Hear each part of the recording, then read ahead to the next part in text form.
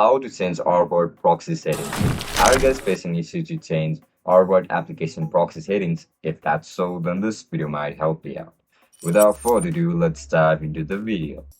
To change the proxy settings of ORBOT application, first of all, open ORBOT app on your mobile device.